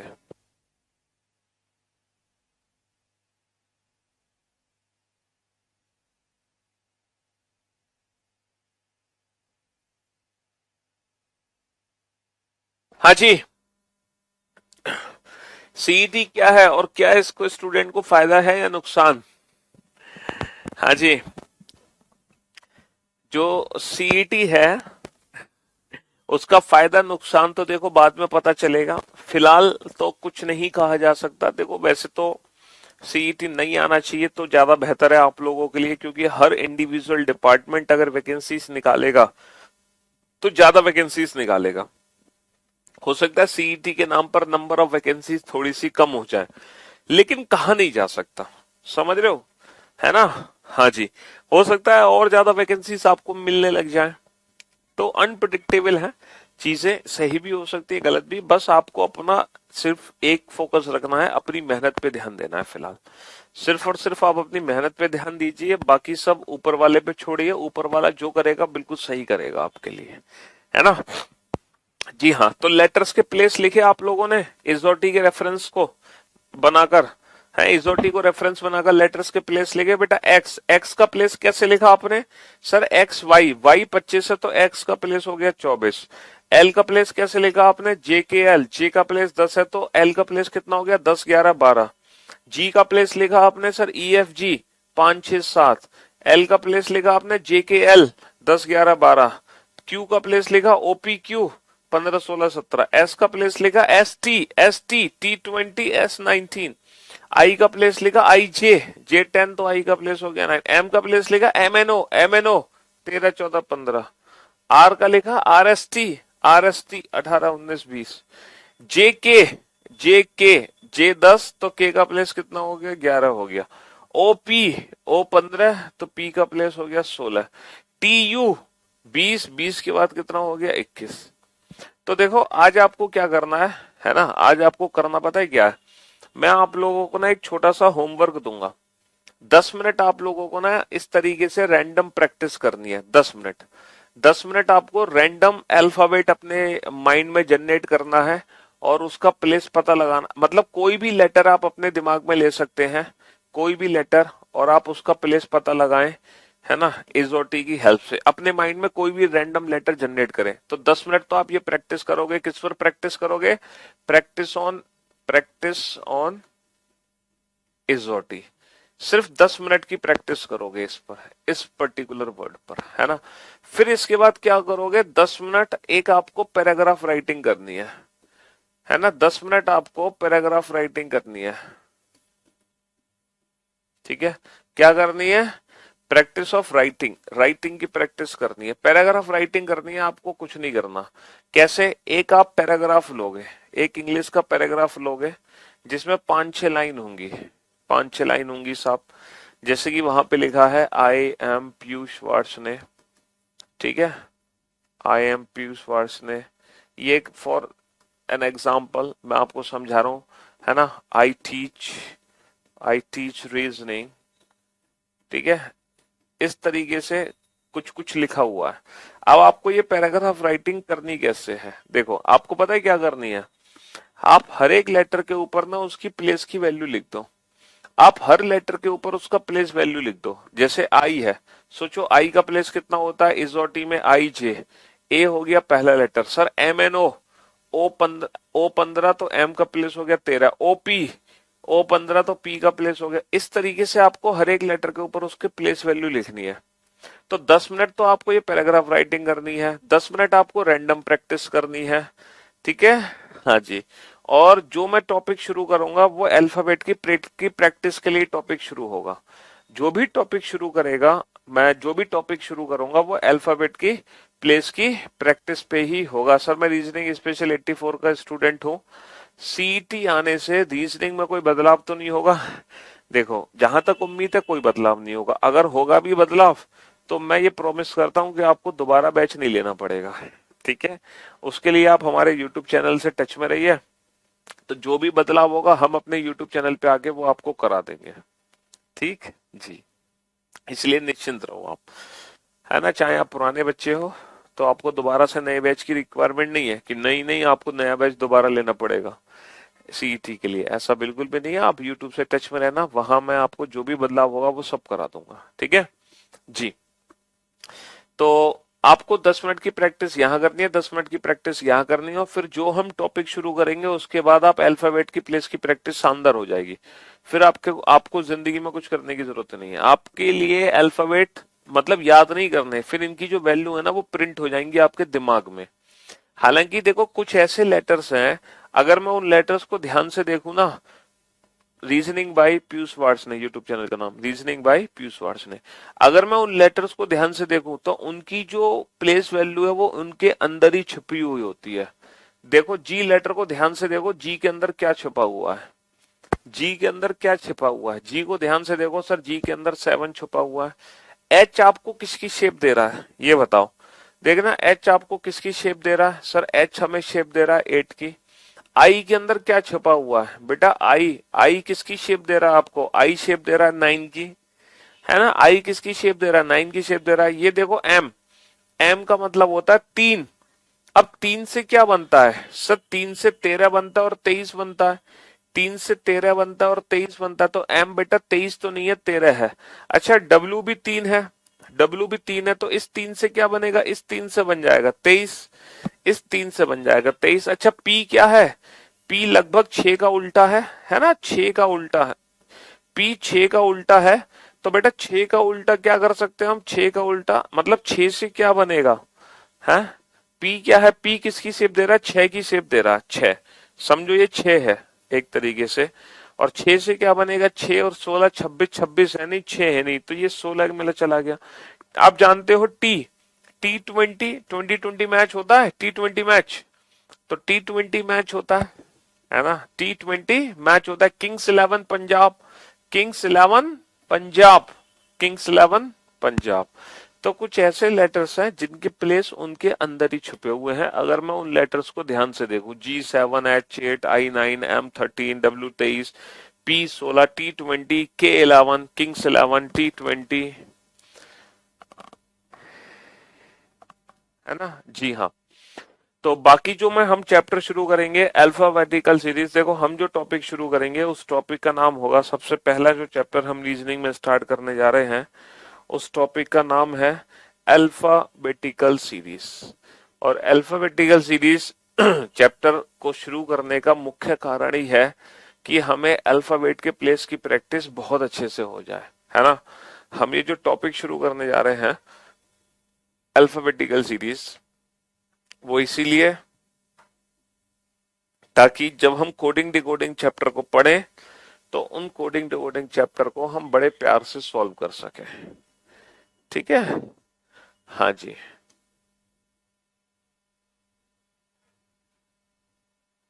अल्फाबेटिकल सीरीज, और इसको हिंदी में बोलते हैं वर्णमाला श्रृंखला। क्या बोलते हैं अल्फाबेटिकल सीरीज को, अल्फाबेटिकल सीरीज को बोलते हैं वर्णमाला श्रृंखला, वर्णमाला श्रृंखला, ठीक है। कई टाइप्स की सीरीज है जो हमें इस चैप्टर के अंदर पढ़नी है। जब ये चैप्टर पहले पूछा जाता था तो सिर्फ एक ही सीरीज से रिलेटेड एग्जाम में क्वेश्चन बनते थे, जो कि थी हमारी normal alphabetical series this one. लेकिन धीरे धीरे एग्जाम में बदलाव होते चले गए, क्वेश्चन पैटर्न बदलते चले गए, है ना, नए पैटर्न आते चले गए, तो धीरे धीरे सीरीज में भी बदलाव होता चला गया। फिर एग्जामिनर ना क्वेश्चन को घुमा फिरा के पूछने लगा, वो सीरीज को उल्टा करके पूछने लगा, सीरीज को पलट दिया, है ना, और रिवर्स अल्फाबेटिकल सीरीज से रिलेटेड उसने क्वेश्चन पूछना शुरू किया। फिर उसने थोड़ा सा और बदलाव किया है ना, आधे लेटर उसने गायब कर दिए, आधे लेटर गायब कर दिए, सिर्फ और सिर्फ इवन अल्फाबेटिकल सीरीज से रिलेटेड क्वेश्चन पूछने लगा। फिर दूसरे आधे लेटर गायब कर दिए और ऑड अल्फाबेटिकल सीरीज से रिलेटेड क्वेश्चन पूछने लगा, ठीक है। फिर उसने क्या किया, फर्स्ट हाफ को उल्टा लिख दिया, सेकंड हाफ को उल्टा लिख दिया, है ना, नई नई सीरीज बनती चली गई। फिर क्या किया, सिर्फ फर्स्ट हाफ को ही उल्टा किया, ठीक है। और फिर क्या किया, सिर्फ और सिर्फ सेकंड हाफ को ही उसने उल्टा किया, लाइक दिस, हाँ जी। और एक क्वेश्चन हमारा आया alpha numeric series, alpha numeric series, ठीक है। और इसके बाद क्वेश्चन हमारा बना मिसलेनियस सीरीज से रिलेटेड, मिसलेनियस यानी कि मिक्स्ड क्वेश्चंस, कुछ हम क्वेश्चन पूछेंगे मिक्स्ड यानी कि बिल्कुल नए क्वेश्चंस। तो हमें इस चैप्टर में ना, हमें इस चैप्टर में ये सारी सीरीज कवर करनी है, और यकीन मानो ये सारी सीरीज हम पढ़ेंगे विदाउट पेन एंड पेपर। ना तो मैं पेन का यूज करूंगा, ना मैं पेपर का यूज करूंगा, और हर सीरीज को विदाउट पेन एंड पेपर खत्म कराऊंगा, हर सीरीज को, ठीक है। चाहे कोई भी क्वेश्चन आ जाए, आप हर क्वेश्चन को without pen and paper solve कर सकते हैं, ठीक। और इस चैप्टर को जैसे ही आप कंप्लीट कर लोगे ना, और करने के बाद अल्फाबेट के प्लेस की प्रैक्टिस शानदार तरीके से हो जाएगी, ठीक है, बहुत शानदार तरीके से। अब इनसे रिलेटेड एग्जाम में क्वेश्चन किस तरीके से पूछे जाते हैं जरा वो देखते हैं। क्वेश्चन बनता किस प्रकार है एग्जाम में, पूछने का तरीका क्या होगा और हमें उस क्वेश्चन का आंसर कैसे देना होगा। पहले हम क्वेश्चन को समझेंगे बिल्कुल बेसिक मेथड से और फिर उसके बाद हम उस क्वेश्चन की सीखेंगे ट्रिक। पहले ट्रिक नहीं सीखेंगे, पहले हम उसको बेसिक मेथड से समझेंगे, बाद में उसकी ट्रिक सीखेंगे। तो एक क्वेश्चन आपके सामने आएगा, आप उस क्वेश्चन को पढ़ना और देखना कि ये क्वेश्चन एग्जैक्टली लिखा क्या है। पहली बार रीजनिंग पढ़ रहे हैं तो क्या दिक्कत है, कोई परेशानी थोड़ी है, सभी पहली बार पढ़ रहे हैं, हम इसी तरीके से पढ़ा रहे हैं। 5वीं सीरीज में M2A और Z2, हाँ ये गलत लिख दिया, Z2 सॉरी Z2N है, Z2N सेकेंड हाफ को रिवर्स लिखा है, Z2N। चलिए अब इस पहले क्वेश्चन को पढ़ो, इसकी लैंग्वेज को समझो और इस पहले क्वेश्चन का आंसर ना आप पूरी की पूरी सीरीज लिख कर दो, आप पूरी सीरीज लिखकर आंसर दो। ABCD GH KLMN ... XYZ।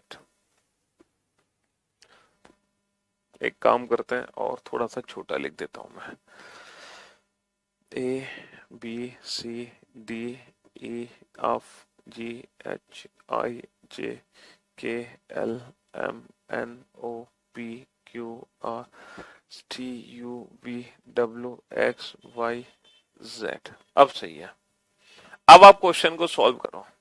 ठीक है, क्वेश्चन पढ़ो कि लिखा क्या है। अंग्रेजी वर्णमाला में कौन सा अक्षर बाएं से चौथे के दाएं छठा होगा। आप जानते हो अंग्रेजी वर्णमाला कौन सी होती है? सर यही है अंग्रेजी वर्णमाला जो मैंने लिखी है। ये अंग्रेजी वर्णमाला का हो गया लेफ्ट हैंड और ये अंग्रेजी वर्णमाला का हो गया राइट हैंड। ठीक है, अगर मैं पूछूं बाएं से तो ये हो गया अंग्रेजी वर्णमाला का बायां छोर और ये हो गया अंग्रेजी वर्णमाला का दायां छोर। चलिए पहले हम इस क्वेश्चन को बिल्कुल बेसिक मेथड से समझेंगे, एकदम बेसिक मेथड से। अंग्रेजी वर्णमाला में कौन सा अक्षर बाएं से चौथे के दाएं छठा होगा, बाएं से चौथे के दाएं छठा।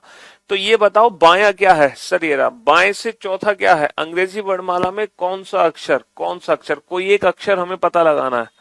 ठीक है, बाएं से चौथा, तो बाएं से चौथा, चलो बेटा बाएं से चौथा, पहला दूसरा तीसरा चौथा, ये रहा बाएं से चौथा। बाएं से चौथे के दाएं छठा, इसके भी दाएं छठे जाओ भाई साहब, इसके दाएं छठे जाओ। बाएं से चौथा काउंट कर लिया, इसका दाया, इसका दाया। देखो किसी भी लेटर का जो बाया और दाया होगा ना वो हमारे अकॉर्डिंग होगा। जो हमारा बाया वो इसका बाया, जो हमारा दाया वो इसका दाया, बाया दाया हमारे अकॉर्डिंग। तो बाएं से चौथे के दाएं छठा, इसके दाएं छठे जाओ तो इसका दाया इधर होगा। तो 1 2 3 4 5 6, तो ये हमारे क्वेश्चन का फाइनल आंसर आ गया।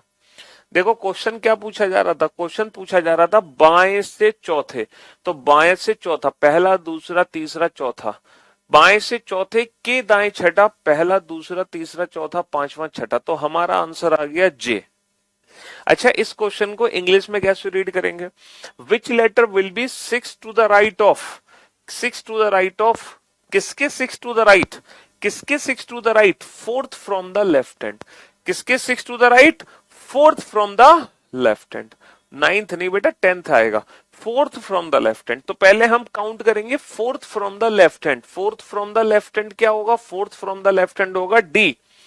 देन आफ्टर इसके 6 टू द राइट आएंगे, इसका 6, इसका राइट बेटा इधर होगा 1 2 3 4 5 6, फिर इसके 6 टू द राइट आएंगे तो हमारा आंसर क्या आ जाएगा, जे आंसर आ जाएगा बेटा, 9th नहीं 10th होगा।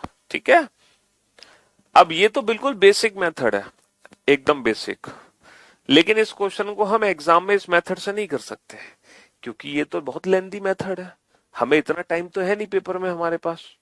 अब इसी क्वेश्चन को हम सेकंड्स में कैसे सॉल्व करेंगे, अब जरा ध्यान से सुनना।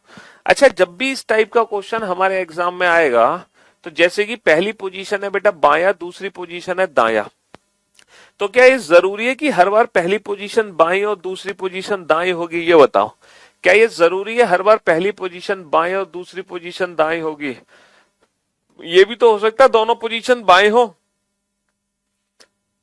दोनों पोजीशन दाएं हो, ये भी तो हो सकता है दोनों पोजीशन दाएं हो। और सर ये भी हो सकता है पहली पोजीशन तो बाएं हो और दूसरी पोजीशन दाएं हो। और ये भी हो सकता है सर पहली पोजीशन दाएं हो और दूसरी पोजीशन बाएं हो। तो कितने कॉम्बिनेशन बन सकते हैं? 4 कॉम्बिनेशन बन सकते हैं। कितने कॉम्बिनेशन बन सकते हैं? 4, है ना। दोनों पोजीशन बाएं हो सकती है, दोनों दाएं हो सकती है, एक बायां दायां या दाएं बाएं।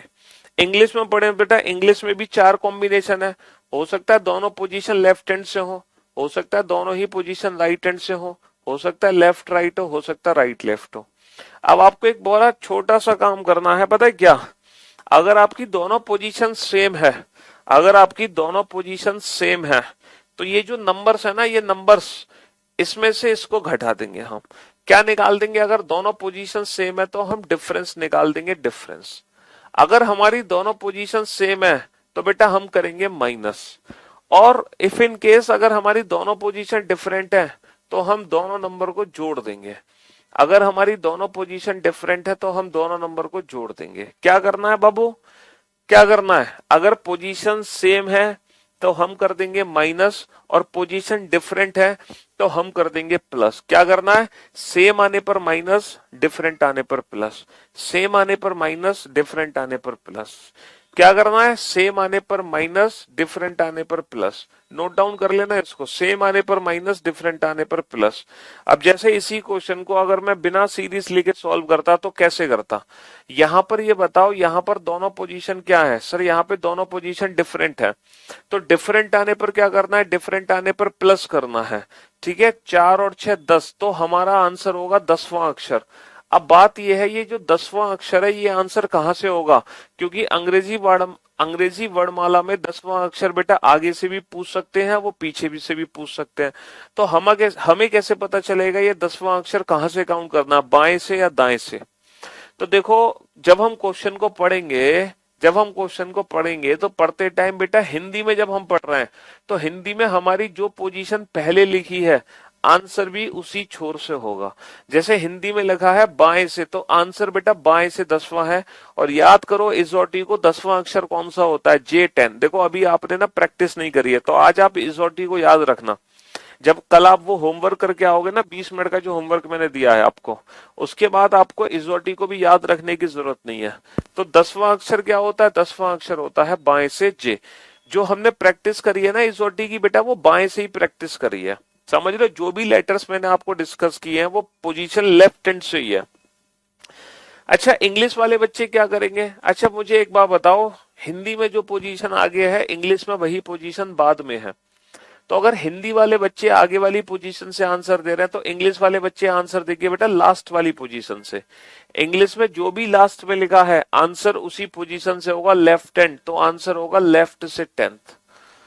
लेफ्ट से 10th। हिंदी और इंग्लिश में बस ये फर्क है कि हिंदी वाले बच्चे आंसर देंगे आगे वाली पोजीशन से। जैसे आगे बायां दिया है तो आंसर होगा बाएं से, आगे दायां दिया है तो आंसर होगा दाएं से। समझ रहे हो?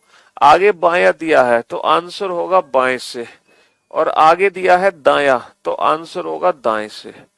और इंग्लिश वाले बच्चे क्या करेंगे? इंग्लिश वाले बच्चे जो पोजीशन लास्ट में, लेफ्ट बाद में है तो आंसर होगा फ्रॉम लेफ्ट हैंड, राइट बाद में तो आंसर होगा राइट हैंड, राइट बाद में तो आंसर होगा राइट हैंड, लेफ्ट बाद में तो आंसर होगा फ्रॉम लेफ्ट हैंड। अब मेरे साथ साथ ना कंसेप्ट को रिपीट करो, मेरे साथ साथ कंसेप्ट को रिपीट करो। पोजीशन सेम आने पर माइनस, डिफरेंट आने पर प्लस। पोजीशन सेम आने पर माइनस, डिफरेंट आने पर प्लस। हिंदी वाले बच्चे आंसर कैसे देते हैं? हिंदी वाले बच्चे आंसर देते हैं आगे वाली पोजीशन से, इंग्लिश वाले बच्चे आंसर देते हैं लास्ट वाली पोजीशन से। हिंदी वाले आगे वाली पोजीशन से, इंग्लिश वाले लास्ट वाली पोजीशन से। बट एक चीज याद रखना, जो हम माइनस करते हैं हिंदी में माइनस बेटा आगे से होता है, क्योंकि आंसर भी हमारा आगे से ही है, क्योंकि हमें हिंदुस्तानी हिंदी है आगे। ठीक है, इंग्लिश वाले बच्चे आंसर देंगे पीछे से, और माइनस भी पीछे से ही होगा। यानी कि बेटा अगर आपको माइनस करना है तो 4 - 6 होगा। जैसे यहाँ 4 - 6 होगा तो यहाँ भी 4 - 6। तो इंग्लिश में जो माइनस होता है वो रिवर्स होता है, क्योंकि आंसर भी हम रिवर्स दे रहे हैं। ऐसा क्यों कर रहे हैं? इसके पीछे का लॉजिक पता है क्या है? क्योंकि इसके पीछे का लॉजिक ये है, ब्रदर ऑफ फादर का मीनिंग क्या होता है ये बताओ। ब्रदर और फादर, ब्रदर ऑफ फादर का मीनिंग क्या होता है? इसका एग्जैक्ट मीनिंग बताओ, इसका मीनिंग क्या है? इसका मीनिंग होता है फादर्स ब्रदर। इसका मीनिंग क्या होता है? Fathers brother. इसका मीनिंग भाई के पिता नहीं है, इसका जो मीनिंग होता है ना वो होता है पिता के भाई। क्या मीनिंग होता है? पिता के भाई। ब्रदर ऑफ फादर का मतलब होता है पिता के भाई। तो इंग्लिश में ना ये रिवर्स चलता है, इंग्लिश में ना ये उल्टा चलता है, उल्टा। इंग्लिश में क्या चलेगा? उल्टा चलेगा, क्योंकि यहाँ पे ऑफ लगा हुआ है। Sixth to the right of, fourth from the left hand. तो बीच में ऑफ लगने से कहानी पलट जाती है। समझे? तो अब आप समझ गए होंगे कि हम उसको रिवर्स क्यों पढ़ रहे हैं। चलिए साहब, तो अब आप सेकंड क्वेश्चन का आंसर दो direct, without pen and paper. आपको ये सीरीज लिखने की जरूरत नहीं है, बिना सीरीज लिखे इस क्वेश्चन का आंसर दो जल्दी से। आपको बस एक छोटा सा काम करना है, पोजीशन सेम आने पर माइनस, डिफरेंट आने पर प्लस। इंग्लिश वाले बच्चे आंसर देंगे लास्ट वाली पोजीशन से, हिंदी वाले बच्चे आंसर देंगे पहले वाली पोजीशन से। हमें हिंदुस्तानी, हिंदी है आगे, ठीक है? इंग्लिश है पीछे। समझ रहे हो? इंग्लिश है पीछे। चलिए साहब, तो यहां पर दोनों ही पोजीशन क्या है? यहां पे दोनों ही पोजीशन डिफरेंट है। यहां पर दोनों ही पोजीशन डिफरेंट है। डिफरेंट आने पर क्या होगा? डिफरेंट आने पर प्लस होगा। 5 और 10, 5 और 10 15, 15वां अक्षर कहां से होगा? 15वां अक्षर बाएं से होगा, 15वां अक्षर बाएं से होगा। और अंग्रेजी वर्णमाला में बाएं से 15वां अक्षर क्या होता है? इजोटी को याद करो, ओ 15 हो गया, ओ 15 हो गया। इंग्लिश में पढ़ते तो बेटा दोनों पोजीशन डिफरेंट है, डिफरेंट आने पर प्लस होगा। 5 प्लस 10 कितना होगा? 5 प्लस 10 15, 15 from which end? 15 from left hand, and 15 from left hand is O in English alphabetical series, यानी कि normal series A to Z. हमने बताया टोटल इतनी सीरीज है, इनमें से जो सीरीज हम पढ़ रहे हैं वो अभी पहली सीरीज है, फर्स्ट सीरीज। तो अब हम आंसर बेटा बिना सीरीज को नोट डाउन किए दे सकते हैं, ठीक है? हमें सीरीज लिखने की जरूरत नहीं है, और बिना सीरीज को लिखे हम आंसर दे सकते हैं। पोजीशन सेम आने पर माइनस, डिफरेंट आने पर प्लस। अब आप इस क्वेश्चन का आंसर दो। क्लास का टाइम है 11 o'clock, है ना? बनाइए इस क्वेश्चन को।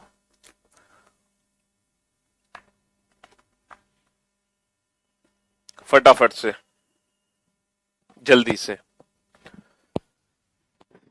दोनों क्वेश्चन का आंसर दो। पोजीशन सेम आने पर माइनस, डिफरेंट आने पर प्लस। इंग्लिश वाले बच्चे लास्ट वाली पोजीशन से आंसर, हिंदी वाले बच्चे पहले। सीटी आने पर क्या यही सारा चैप्टर रहेगा या फिर कोई नया चैप्टर? देखो अभी तक तो यही सिलेबस है। जिस दिन कोई नया चैप्टर इंक्लूड होगा, नई चीज इंक्लूड होगी, वो हम आपको कराएंगे, बट अभी तक यही सिलेबस है। अभी तक सिलेबस में कोई बदलाव नहीं है, ठीक है? जल्दी से आंसर दो फटाफट से, दोनों क्वेश्चन का आंसर एक साथ।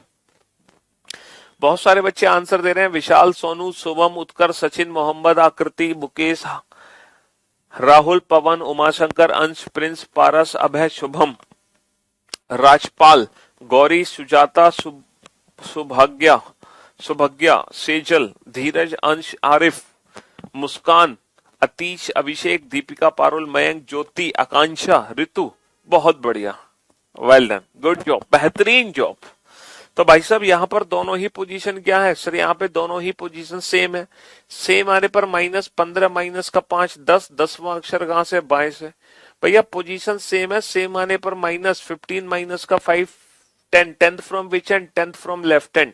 और लेफ्ट से 10th क्या होता है भैया? 10वां अक्षर क्या होता है? जे, इजोटी, जे 10वां अक्षर हो गया। भाई अंग्रेजी वर्णमाला में बाएं से 10वां अक्षर क्या होगा? बाएं से 10वां अक्षर, ये 10वां अक्षर होता है जे। चलिए नेक्स्ट, अंग्रेजी वर्णमाला में कौन सा अक्षर बाएं से 17वें के बाएं 7वां होगा? ठीक है, अंग्रेजी वर्णमाला में, यानी कि काउंटिंग हमें करनी है in English alphabetical series A to Z में।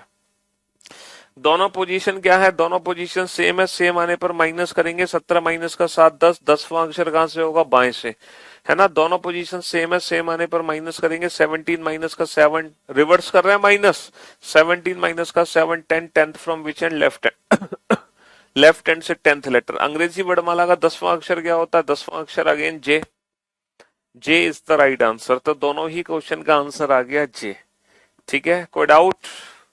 कोई डाउट नहीं। चलिए next to question. Which letter will be 6 to the left of 5th from the right hand in English alphabetical series. अभी भी काउंटिंग हमें इंग्लिश अल्फाबेटिकल सीरीज में करनी है। Which letter will be 5th to the right of 15 from the right hand in English alphabetical series. अभी भी counting हमें English alphabetical series में करनी है। जिसका ये लेफ्ट हैंड होता है और ये होता है हमारा राइट हैंड, ठीक है। जिसका ये बायां छोर होता है ना, जब हम काउंटिंग करेंगे बाएं से तो यहां से, अगर मैं काउंटिंग करूंगा दाएं से तो मैं काउंटिंग करूंगा यहां से, ठीक है जी। हाँ जी, चलिए।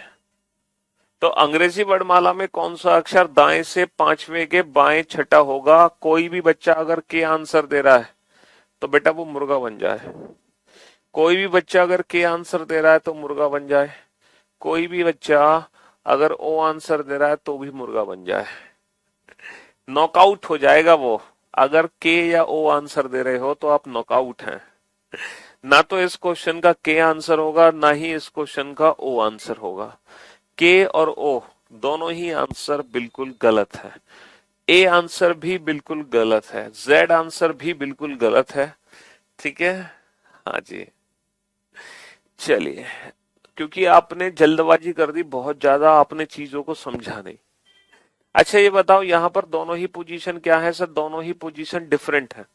डिफरेंट आने पर क्या करते हैं? डिफरेंट आने पर प्लस करते हैं। 5 और 6 11। लेकिन यहाँ पे जो 11वां अक्षर है ना, 11वां अक्षर बाबू पता है कहां से है? वो दाएं से है। 11वां अक्षर दाएं छोर से, ठीक है। बस यही गलती आप कर बैठे। आपने सोचा 11वां अक्षर है, 11वां अक्षर क्या होता है? 10 होता है जे, 10 के बाद 11वां यानी कि के। बेटा के आंसर तब होता है जब ये 11वां अक्षर बेटा दाएं की जगह बाएं से होता। देखो दोनों ही पोजीशन यहाँ पर क्या है? दोनों ही पोजीशन डिफरेंट डिफरेंट आने पर प्लस करेंगे। 5 + 6 11, 11th from which and? Right hand. तो जो 11th लेटर काउंट करना है ना हमें राइट हैंड यानी कि पीछे से काउंट करना है 11वां अक्षर। अब हम पीछे से 11वां अक्षर कैसे काउंट करें? हमें आगे से 11वां पता है। हम जानते हैं कि अंग्रेजी वर्णमाला में आगे से जो 11वां अक्षर होता है वो होता है के। तो कल मैं आप लोगों को ये सिखाऊंगा कि किसी भी लेटर के अपोजिट लेटर को, है ना, किसी भी लेटर के अपोजिट लेटर को कैसे पता लगे, है ना। कल हम इस चीज की डायरेक्ट ट्रिक सीखेंगे कि जो पीछे से 11 होता है वो आगे से 11 के अपोजिट लेटर होता है। अपोजिट लेटर, है ना। के का उल्टा होता है कानपुर, के का उल्टा होता है कानपुर, और ये लेटर पी होता है। इसकी ट्रिक हम कल सीखेंगे कि इस अपोजिट लेटर को कैसे पता लगाया जा सकता है। फिलहाल हम इस क्वेश्चन का आंसर विदाउट ट्रिक से दे रहे हैं, कंसेप्ट से दे रहे हैं। कैसे दे रहे हैं? देखो, जो अक्षर पीछे से 11वें स्थान पर है वही अक्षर आगे से किसी न किसी स्थान पर तो होगा। जो अक्षर पीछे से 11 है वो आगे से किसी न किसी स्थान पर तो होगा। अब इसकी पोजीशन में कैसे पता लगाऊं आगे से? देखो यहां से लेकर यहां तक टोटल 26 अक्षर हैं। और हमेशा याद रखना, जब भी हम पोजीशन इंटरचेंज करते हैं, जब भी हम पोजीशन इंटरचेंज करते हैं तो हम हमेशा टोटल +1 में से घटाते हैं। तो हम 26 में से 11 नहीं घटाएंगे, हम घटाएंगे 27 में से 11। तब जाके हमारी पोजीशन सही निकलेगी। 27 - 11 16। तो जो पीछे से 11 है अक्षर, बेसिकली वही अक्षर आगे से 16 है। बेसिकली वही अक्षर आगे से 16 और आगे से 16वां अक्षर क्या होता है? आगे से 16वां अक्षर होता है पी। भाई 15वां अक्षर हो गया ओ, 15 के बाद 16, ओ के बाद पी। तो P is the right answer. आप सोच रहे होंगे कि सर हमने 27 में से 11 क्यों घटाया, 26 में से क्यों नहीं घटाया? देखो ये रैंकिंग का कंसेप्ट है। जब हम पोजीशन इंटरचेंज करते हैं तो हमेशा एक ज्यादा में से घटाते हैं। ये रैंकिंग का कंसेप्ट है। फॉर एन एग्जाम्पल, एक रैंकिंग है, ठीक है, मैं बताता हूं।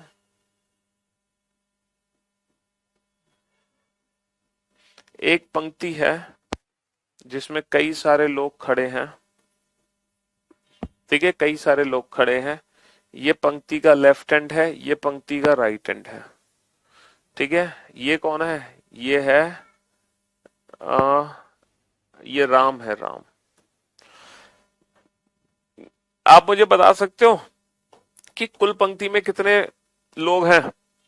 1 2 3 4 5 6 7 8 9 10 11 12 13। कुल पंक्ति में 13 लोग हैं। क्या आप मुझे बता सकते हो राम का पीछे से स्थान क्या है? सर राम है पीछे से 1 2 3 4, जो राम है वो पीछे से चौथे स्थान पर है कि नहीं है? अगर इसी राम का स्थान मुझे आगे से पता लगाना है, अगर इसी राम का स्थान मुझे आगे से पता लगाना है जो पीछे से चौथा है, तो मैं कभी भी ना इसको 13 में से नहीं घटाऊंगा। अगर आप 13 में से घटाओगे तो कहानी गड़बड़ हो जाएगी। तो हम हमेशा एक ज्यादा में से घटाते हैं। तो 13 की जगह मैं कितने में से घटाऊंगा? 14 में से घटाऊंगा, तब जाके मेरा परफेक्ट स्थान निकलेगा। 14 माइनस का 4 10। तो आप काउंट कर सकते हो, जो राम है वो आगे से 10वां होगा। पहला, दूसरा, तीसरा, चौथा, पांचवा, छठा, सातवां, आठवां, नवां, 10वां। तो यही राम है ना, पीछे से चौथा है, और यही राम आगे से 10वां है। लेकिन कुल व्यक्तियों की संख्या 14 नहीं है, कुल व्यक्तियों की संख्या 13 है, 13। तो क्योंकि जब हम पोजीशन इंटरचेंज करते हैं तो हम एक ज्यादा में से घटाते हैं, ये रैंकिंग का कंसेप्ट है। समझ रहे हो? क्योंकि टोटल वैल्यू कितनी होगी? टोटल वैल्यू होगी left plus right, left plus right -1, क्योंकि राम तो 2 बार काउंट हो गया। और यहां से लेफ्ट की पोजीशन निकालोगे तो कैसे निकलेगी? -1 जब इधर जाएगा तो टोटल +1 माइनस का राइट। तो हम पोजीशन इंटरचेंज करने के लिए हमेशा एक ज्यादा में से घटाते हैं। जैसे टोटल 26 लेटर हैं, तो हम जब घटाएंगे ना, तो 26 की जगह हम 27 में से घटाएंगे। 26 की जगह हम कितने में से घटाएंगे? 27 में से घटाएंगे, 27 में से। लेफ्ट को राइट में बदलने के लिए, राइट को लेफ्ट में बदलने के लिए हम हमेशा टोटल +1 में से घटाते हैं।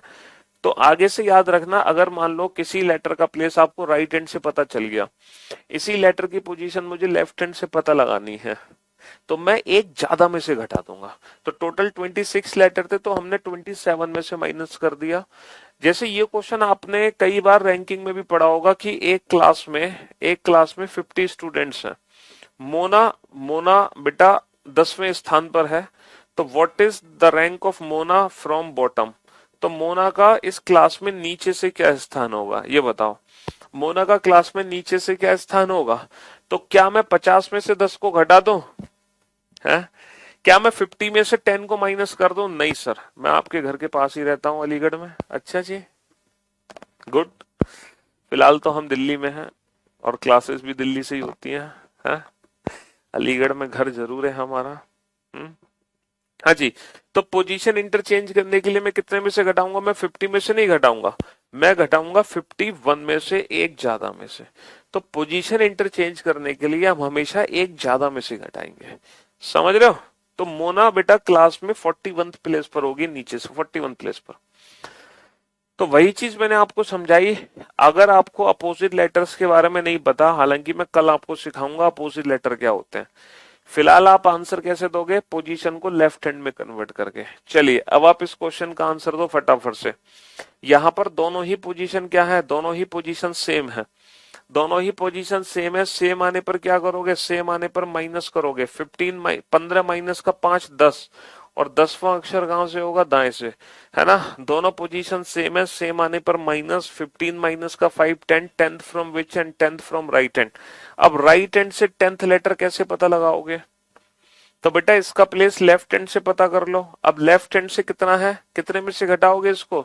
26 में से या 27 में से? 27 माइनस का 10 17। तो बेसिकली ये अंग्रेजी वर्णमाला का 17वां अक्षर है। और 17वां अक्षर 17th लेटर क्या होता है? 15 होता है। ओ 15 16 17 OP Q, Q is the right answer. तो हम जे आंसर ना देके जे के अपोजिट लेटर आंसर देंगे। हम जे आंसर ना देके जे के अपोजिट लेटर आंसर देंगे, जे के अपोजिट। चलिए साहब, क्वेश्चन नंबर, हाँ जी, दोनों ही पोजीशन क्या है? दोनों ही पोजीशन सेम है। दोनों ही पोजीशन सेम है। सेम आने पर क्या करोगे? सेम आने पर माइनस करोगे। 20 माइनस का 5, 20 माइनस का 5 15। और 15वां अक्षर कहां से होगा? 15वां अक्षर होगा दाएं से, है ना। दोनों ही पोजीशन क्या है? दोनों ही पोजीशन सेम है। सेम आने पर -20 माइनस का 5 15, 15th from which and right hand, 15th from which and, 15th from which and right hand. तो यहां से 15वां अक्षर पता लगा लो, 15th from which and right hand. तो कैसे पता लगाओगे? इसकी पोजीशन कहाँ कन्वर्ट कर ले? लेफ्ट हैंड में। कितने में से घटाकर? 27 माइनस का 15 यानी कि 12। आगे से 12वां अक्षर है, 10 11 12 JKL। 10 11 12 JKL। L is the right answer. बहुत बढ़िया, शाबाश।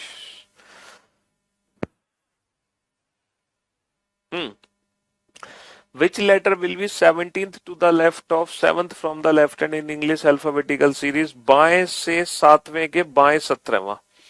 दोनों ही पोजीशन सेम है, सेम आने पर माइनस करोगे, 7 माइनस का 17 माइनस का 10, माइनस का 10 कहां से? बाएं से, है ना। दोनों ही पोजीशन सेम है, सेम आने पर माइनस 7 माइनस का 17 माइनस का 10th, माइनस का 10th from which and? Left hand.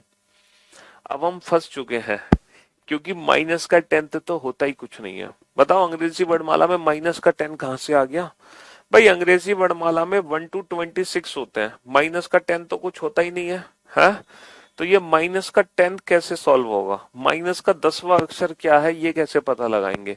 इसको जानेंगे एक छोटे से ब्रेक के बाद, यानी कि कल।